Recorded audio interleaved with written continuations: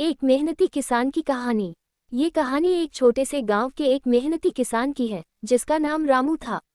रामू एक साधारण किसान था, लेकिन उसकी मेहनत और ईमानदारी ने उसे गांव में प्रसिद्ध बना दिया था।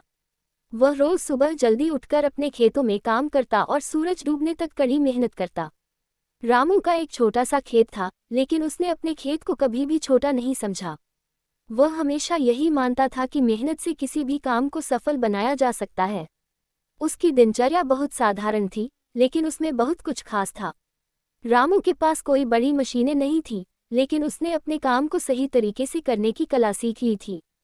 एक दिन गांव में एक बड़ा तूफान आया और कई घरों और खेतों को नुकसान पहुंचाया। रामू का खेत भी इस तूफान में बर्बाद हो गया। उसकी फसलें पूरी तरह से नष्ट हो गईं, लेकिन रामू ने हार मानने के बजाय फिर से मेहनत शुरू कर दी। उसने जितनी जल्दी हो सके अपने खेत को फिर से संवारने की ठानी। गांव के लोग रामू को देखकर हैरान थे। कुछ लोग तो उसे कहते, तू अब क्या करेगा? तेरा खेत तो पूरी तरह से नष्ट हो गया है।